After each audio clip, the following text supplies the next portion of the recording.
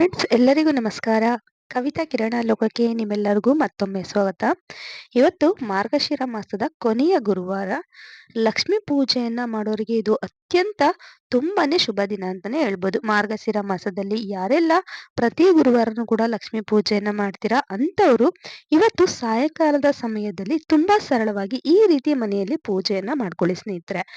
ಈ ರೀತಿ ತುಂಬಾ ಸರಳವಾಗಿ ಶುಭ ಲಗ್ನದಲ್ಲಿ, ಶುಭ ಮುಹೂರ್ತದಲ್ಲಿ ಪೂಜೆಯನ್ನ ಮಾಡ್ಕೊಂಡಾಗ ಮನೆಯಲ್ಲಿ ಧನ, ಕನಕ, ಸುಖ, ಸಮೃದ್ಧಿ, ಅಷ್ಟೈಶ್ವರ್ಯ, ಲಕ್ಷ್ಮಿ ಸ್ಥಿರವಾಗಿ ಮನೆಯಲ್ಲಿ ನೆಲೆಸ್ತಾಳೆ ಸ್ನೇಹಿತರೆ.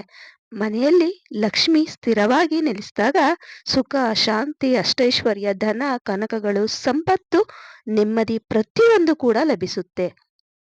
ಯಾರ ಮನೆ ತುಂಬಾ ಸ್ವಚ್ಛವಾಗಿ ಸುಂದರವಾಗಿ ಇರುತ್ತೋ ಆ ಮನೆಯಲ್ಲಿ ಲಕ್ಷ್ಮಿ ನೆಲೆಸ್ತಾಳೆ ಅಂತ ಹೇಳ್ತಾರೆ. ಹಾಗಾಗಿ ಮನೆಯನ್ನ ನಾವು ಎಷ್ಟು ನೀಟಾಗಿ ಇಟ್ಕೊಂತೀವೋ ಅಷ್ಟು ಒಳ್ಳೇದು ಸ್ನೇಹಿತರೆ. ಲಕ್ಷ್ಮಿ ತಾನಾಗೆ ಒಲಿತಾಳೆ ಅಂತ ಹೇಳ್ತಾರೆ. ಹಾಗಾಗಿ ಮಾರ್ಗಶಿರ ಮಾಸದ ಕೊನೆಯ ಗುರುವಾರ ಸಾಯಂಕಾಲದ ಸಮಯದಲ್ಲಿ ಈ ರೀತಿ ನೀವು ಹೊಸ್ತಿಲನ್ನ ತೊಳೆದು ಅರಿಶಿನ ಕುಂಕುಮದಿಂದ ಅಲಂಕಾರವನ್ನ ಮಾಡಿ ಹೂಗಳನ್ನ ಇಟ್ಟು 2 ತುಪ್ಪದ ದೀಪಗಳನ್ನ ಹಚ್ಚಿಡಿ.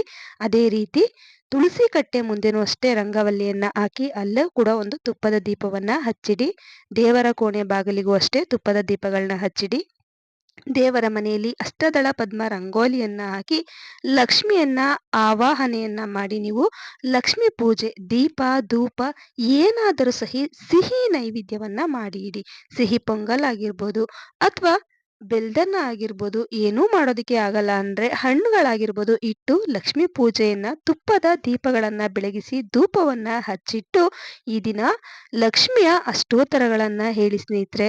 ಇಷ್ಟು ಸರಳವಾಗಿ ನೀವು ತುಂಬಾನೇ ಶ್ರದ್ಧೆಯಿಂದ ಒಳ್ಳೆ ಸಮಯದಲ್ಲಿ ಪೂಜೆಯನ್ನ ಮಾಡಿದ್ರೆ ಲಕ್ಷ್ಮಿ ಖಂಡಿತವಾಗ್ಲೂ ಕೂಡ ಒಲಿತಾಳೆ ಅಂತ ಹೇಳ್ತಾರೆ ಸ್ನೇಹಿತರೆ.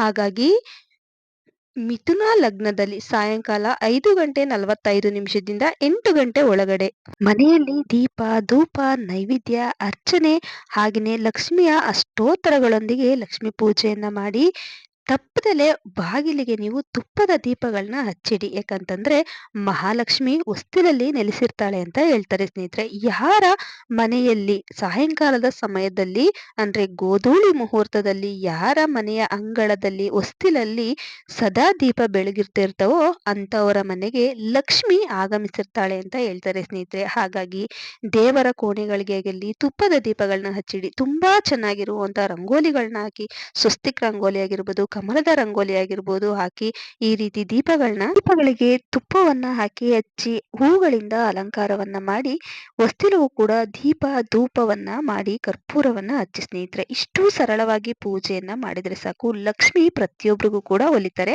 ಅದೇ ರೀತಿ 2 ತುಪ್ಪದ ದೀಪಗಳನ್ನ ಹಚ್ಚಿಟ್ಟು ಚಂದ್ರನಿಗೆ ಆರತಿಯನ್ನ ಮಾಡಿ ಸ್ನೇಹಿತರೆ. ಈ ರೀತಿ ಮಾಡೋದ್ರಿಂದ ಲಕ್ಷ್ಮಿ ಒಲಿತಾಳೆ ಅಂತ ಹೇಳ್ತಾರೆ. ಯಾಕಂದ್ರೆ ಚಂದ್ರನ ಸಹೋದರಿ ಲಕ್ಷ್ಮಿ.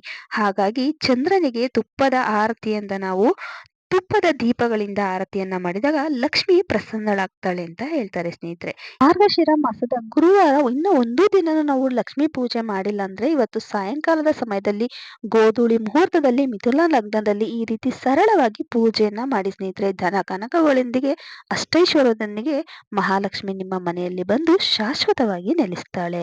ಇವತ್ತಿನ ಈ ಚಿಕ್ಕ ಮಾಹಿತಿ ನಿಮ್ಗೆಲ್ಲ ಇಷ್ಟ ಆಗಿದ್ರೆ ದಯವಿಟ್ಟು ನಮ್ಮ ಚಾನಲ್ನ ಸಬ್ಸ್ಕ್ರೈಬ್ ಮಾಡ್ಕೊಂಡು ನೋಡಿ. ಮುಂದಿನ ವಿಡಿಯೋಗಳಲ್ಲಿ ಹೆಚ್ಚಿನ ಮಾಹಿತಿಯೊಂದಿಗೆ ಸಿಗೋಣ. Thank you.